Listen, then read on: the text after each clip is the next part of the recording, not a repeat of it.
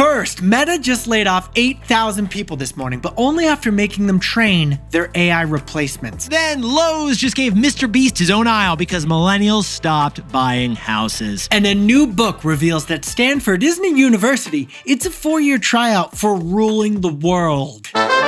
This is Nick. This is Jack. It's Wednesday, Ceviche Wednesday, May 20th, and today's pod is the best one yet. This is a T-Boy. The top 3 pop business news stories you need to know today. I'm sorry, did we just finish our best interview ever right before today's show, Jack? Dude, the president of the Chicago Fed is charismatic. That was amazing. The Fed president, incredible. You were glowing, by the way, in that interview, Jack. You'd think a Fed president would be super buttoned up and careful. Not the case. He was speaking his mind. He was amazing, besties. We're going to whip up that episode for you over Memorial Day. But in the meantime, Jack, let's hit our 3 stories.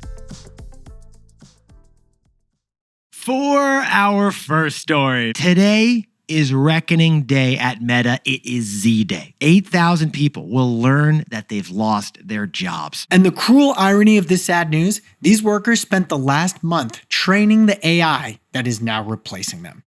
Yet he's a little behind the scenes. Jack and I like to go to this website called layoffs.fyi. And why is that, Jack? It was built by a guy during the pandemic and tracks publicly announced layoffs of tech workers in the US. So painfully, March of this year was the worst month in 3 years for tech layoffs. 46,000 American tech workers lost their jobs in March. We've called this the kale-collared recession. Well, Zuckerberg wants May 2026 to set a new layoff record. And it starts at 4 a.m. today. Because on Monday, Zuck's HR head sent a company-wide memo detailing a 3-part plan. Here it is. Wednesday morning, Meta will inform 8,000 people that they've been laid off. That's 10% of Meta's employees. On the same day, they will move 7,000 employees to new initiatives that are related to AI. And then they will close an additional 6,000 open roles on their job website. It all starts with an email at 4 a.m. this morning, and it affects, what is that, Nick? 21,000 positions. A lot of positions. Jack, could you sprinkle on more context, please? Since 2022, Meta's headcount has shrank by 20%, while its profits have doubled. That's what's wild. Meta is not laying off 8,000 people because times are tough. Times are better than ever over at Meta. It's laying off 8,000 people because of capitalism. Zuck thinks this will improve profits and his profit puppy, and Wall Street agrees. But we haven't even gotten to the ironic cruelty of this announcement. This is insane. Those laid off employees were forced to train their AI replacements. Let's go back 1 month ago, besties. You may remember we mentioned something at the end of the show in our What Else You Need to Know Today section. On April 22nd, a separate memo was sent to all Meta employees. That memo, it said, introducing the Agent Transformation Accelerator. Jack, that sounds pretty exciting, I gotta say. It was being installed on all employees' company computers. Okay, that sounds less exciting. What's going on here? Meta is capturing employee mouse movements and keystrokes in order to train their AI. That's right, like an intern shadowing you for the day, but that intern is a digital robot that will one day replace you. It's memorizing your job so that one day it can do your job. Well, for 8,000, that day is today. In just 1 month, Meta's AI became smart enough to replace 8,000 workers. Or as they put it, all Meta employees can help our models get better simply by doing their daily work. That's true, Nick. Another way Meta's HR team could have said it was this. All Meta employees can automate themselves out of a paycheck. So Zuckerberg is making his employees train AI that will replace him as soon as next month or next quarter. Oh, and that AI, by the way, if you took a little coffee break for some retail therapy, ordered a cashmere sweater online, you probably noticed that too. Zuckerberg has created a caricature of the AI doomer narrative. We didn't need AI to generate this. You just needed to let Zuck be Zuck. Gosh, sometimes I really wish that girl had just accepted his friend request. So Jack, what's the takeaway for our buddies over in big tech? Andreessen Horowitz is winning the AI battle, but losing the AI war. Andreessen Horowitz, Yeti's top venture capital firm, decided in 2024 to donate to politicians who promised to not regulate artificial intelligence. Well, they got the president, the Senate, and the House that they wanted. And their goal of no AI regulation, they got that too. And it's been tremendous for their fortunes. Andreessen will make a killing when OpenAI and SpaceX IPO later this year. So Andreessen Horowitz is doubling down this year. They're the #1 campaign donor for the 2026 midterm cycle. Yeah, this venture capital firm actually donated $116 million so far, more than any other person or organization to the midterms. But their strategy of no AI regulation, no AI laws, no AI policy, It made AI the worst brand in America. Besties, we are facing an AI hate wave right now. Data centers getting blocked, grad speakers getting booed. Sam Altman's house attacked twice in 1 week. If AI was on the ballot this fall, it would lose. And politicians trying to get elected and who set future policy, they know that. For our second story, MrBeast just made his most surprising partnership yet. Lowe's Home Improvement? Lowe's is adding a MrBeast aisle, and Home Depot wishes they had one because we're not buying homes right now. All right, Jack, we got some tough addition right here. High interest rates plus high home prices. What does that mean? Monthly payments for a new home have doubled in the last 4 years. Besties, the biggest victim of high interest rates, it's the housing market. The Zex messaging between you and your spouse is the closest you're going to get to that gorgeous modern farmhouse. Oh, this oceanside 3-bedroom. Wow. And sadly, there's no end in sight. The 30-year government bond, which influences the 30-year mortgage rate, just hit its highest level since 2007. 6 months ago, we were hoping for interest rate cuts these days. But now there's a 36% chance of an interest rate hike, according to prediction markets. The war in Iran's completely changed the inflation and interest rate situation here in America. So high interest rates, that's why Home Depot stock is down 35% from its all-time high. With the housing market frozen, you're not moving, you're not renovating, are you, man? You're putting that new patio plan on pause. Yeah, the Weber Grill, maybe Facebook Marketplace. But Lowe's has a new plan to grow revenues even though you're not renovating. The plan? MrBeast. Ever heard of him? The home improvement chain Lowe's just partnered with the world's biggest YouTube star and his 480 million followers. So it's like, Jack, is MrBeast going to have like a competition? I put $12 billion in the floor and someone's going to find it. Somebody's going to grab a chainsaw and try to dig that money out of the floor. Yeah, that's not what's happening. We should point out MrBeast is going to have an entire department over at Lowe's stores, and we call this the viral aisle. And the main product in this MrBeast section is going to be buildable toys for kids under his Swarms brand. We're talking $15 toys, plus workshops to help the kids build the toys with some adult supervision. So parents will come for the wrench, but stay for the childcare. MrBeast collects a royalty check on each toy sold and wins a future YouTube subscriber. Because 10-year-old Tina gets a MrBeast badge in her Lowe's app, if she has downloaded it. Parental permission. Because she built that mutation panther brought to you by MrBeast at Lowe's. And Jack, in the meantime, mom and dad will toss some extra mulch in the shopping cart while they're waiting for Tina's class to end. Lowe's strategy here, it's a version of the lipstick effect, but applied to home goods. The lipstick effect. Estée Lauder first noticed it during tough times, that you splurge on little luxuries like lipstick. So during this home improvement downturn, you're not splurging on a new refrigerator for $1,000. Your lipstick, in this case, is a nice little Saturday at Lowe's, a toy for the kid, a toolkit for mom and dad, and maybe figuring out why it's called a Phillips head. Guessing it's named after a man named Philip. Nobody knows, Jack. So, Jack, what's the takeaway for our buddy MrBeast and the housing market? Get ready to see a new thing, the viral aisle.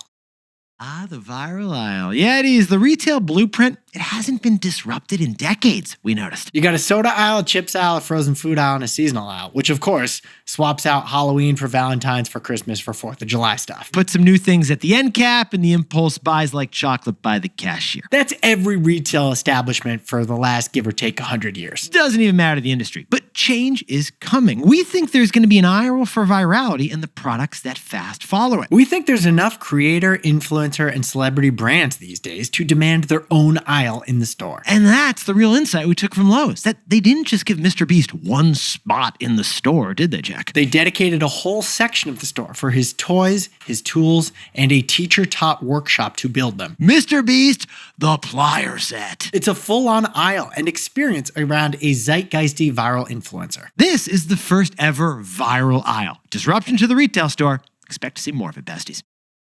Now, a quick word from our sponsor.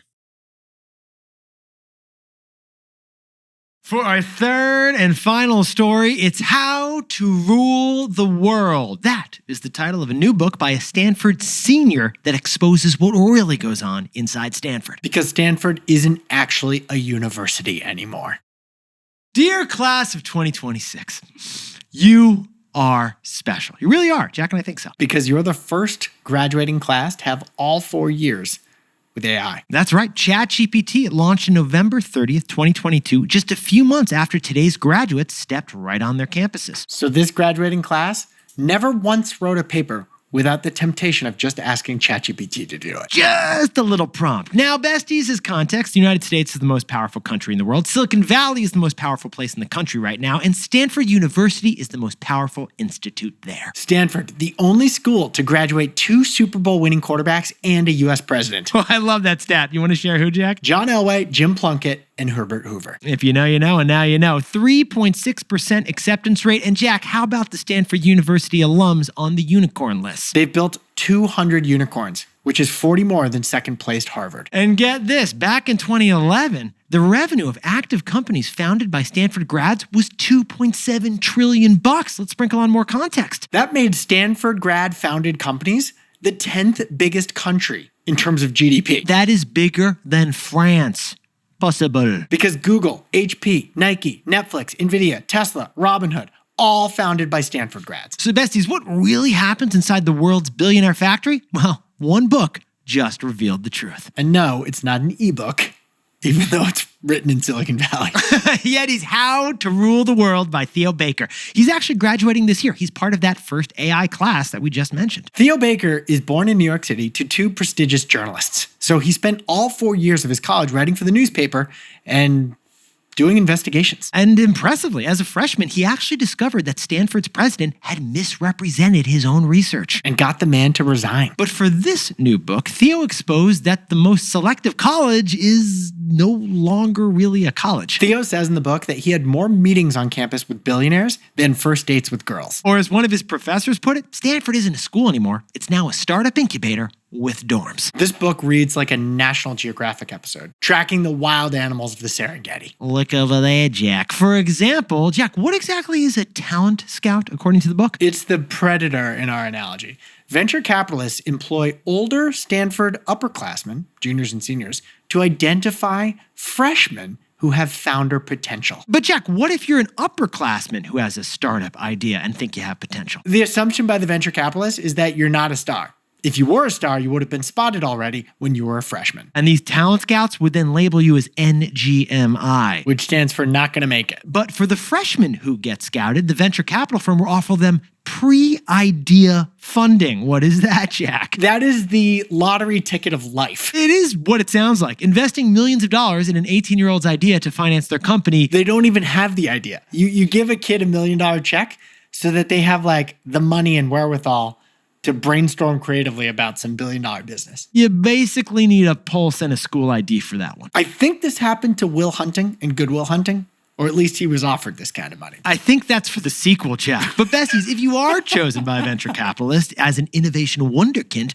then the university encourages you to leave. They don't stop you. They want you to go. Dropping out, it's a badge of honor. And Theo saw this kind of thing firsthand. He describes an invite to a dinner at the Rosewood Hotel in Palo Alto, which is literally on Sand Hill Road. The hotel's $1,000 a night. And the venture capitalist brought his baby and fed that 8-month-old kid spoonsful of caviar. And then asked Theo to hear his startup pitch. He was that eager to get the freshman's pre-idea. That's the kind of experience that Stanford freshmen are going through. But Jack, pause the pod, because that's not even the wildest story of all, is it, man? There's a secret class on the Stanford campus on how to run the world. Yeah, this thing ain't on the course catalog, ain't on the school tour, and you're not getting credits if you take it. But it is taught once a week in a Stanford classroom with lecturers and guests who are tech and VC titans. Basically, it's Skull and Bones, but for the techies out there. Side note, in case you're curious, the book is out this week, and they already sold the film rights for a movie deal. Good Will Hunting 2. There you go, Jack. What's the takeaway for our buddies curious about Stanford? Never underestimate the luster of a cluster. Cluster lusters. Besties, venture capitalists poaching Stanford freshmen and teaching the rest of the student body how to rule the world. That is insane, and it is unique. Stanford's culture has produced a lot of good, we want to point out. You got great businesses, employ a lot of people, create a lot of wealth, and solving plenty of customer problems. But they've also produced a lot of bad, haven't they, Nick? You got Elizabeth Holmes, Theranos fraud. You got Sam Bankman-Fried, raised by Stanford professor parents. Addictive apps, yeah, many of them Stanford designed. And right now, the culture on the Stanford campus is to max out in the AI gold rush. So to us, the one takeaway for everyone at Stanford or not at Stanford is what they've really created. At Stanford, they've created not just a network, but a physical network that's all in one place. We call this a cluster. And we've seen them before. Like in the 1950s, Midtown Manhattan was a cluster for advertising. In the 80s, DC became a cluster for policy. In the 50s, there was also a cluster of Motown in Detroit. Totally, Jack. Physical co-location of people pursuing similar ambitions that can multiply results. And it can work for you too. The people you sit near at work, the people you spend time with outside work, you can get a similar multiplier effect. So Stanford University's incubation of tech titans, what does it tell us, Jack? The lesson is to never underestimate the luster of a physical cluster. Jack, could you whip up the takeaways for us for Ceviche Wednesday? Lowe's is partnering with MrBeast for a new kids' toy building workshop section. It's the first ever viral aisle. Disruption to the retail store blueprint is happening. For our second story, Meta is terminating 8,000 jobs after making those 8,000 people train the AI that's now replacing them. Andreessen is winning the AI battle, but losing the AI war. And our third and final story, want to experience the Stanford student experience in the age of AI? Oh, Theo Baker's book does that. Because Stanford isn't a university anymore. Stanford is a tech incubator with dorms. But besties, this pod's not over yet. Here's what else you need to know today. First, Warby Parker unveiled new smart glasses at Google's annual product event. Warby Parker Intelligent Eyewear, that's what it's called, and it's built with Samsung and Google. All we got is a picture so far. They'll have two cameras on the corners, just like Zuck's Meta Ray-Bans. Also, Gentle Monster, a startup glasses company, they're launching Google smart glasses too. And the launch date for these Google Glasses 2.0 by Warby and Gentle Monster, they're coming this fall. Second, Polymarket is partnering with NASDAQ to launch private market trading. Startup predicting, basically. Because we can't buy OpenAI and Anthropic stock yet. We're sumo, straight up missing out. But we can now predict whether the stock will rise or fall. It gives everyday investors another opportunity to invest, kind of, in the stocks that only venture capitalists can get access to. There is an asterisk on that thing. Wild story, drop a comment if you want us to share more in tomorrow's pod. And finally, tear gas and firefighting. That's what's happening at watch stores across the world right now. Remember that Audemars Piguet and Swatch watch collab we told you about last week? It was insane. A $50 brand was partnering with a $50,000 brand to create a $500 pocket watch. Well, the world went crazy. The lines got so long, they called in the police, the army, and the firefighters to Milan and Paris. Now, time for the best fact yet. Now, this one whipped up by Jack and I because we caught this headline just before recording the show. Nashville, Tennessee will host the Super Bowl in 2030, a crowning achievement for the city of Nashville. So, when Nashville does host the Super Bowl, the Music City will be the 17th city to host the Super Bowl. Here's the kind of trivia part of the question. 4 cities north of Nashville have ever hosted the Super Bowl, but only one of those 4 cities north of Nashville had an outdoor stadium. Now, the new Nissan Stadium down in Nashville, it opens next year. It's going to host, and it does have a retractable roof. So it's kind of a trivia question, I guess. What is the roofless football stadium north of Nashville that has hosted a Super Bowl? Jack, I'm going MetLife Stadium for this one. Correct. Is it really? And do you remember we were all hoping for like a snowy game? I was living in the city at the time. Did not snow, but the next day it did snow like a foot. I think the football teams got snowed into New York that weekend. Because, Jack, if you had a roof, then the pigeons couldn't enjoy the game either. Yetis, you look fantastic today. Jack, you're looking... Okay, if you're going to sneeze, just you got a matcha? You got 2 matchas? Dude, you have a trademark double sneeze, don't you? I know, I can't help it. I have a classic dad sneeze. It registers on the Richter scale at this point. Yeah, people try to take cover when Jack sneezes. We have to issue a warning locally.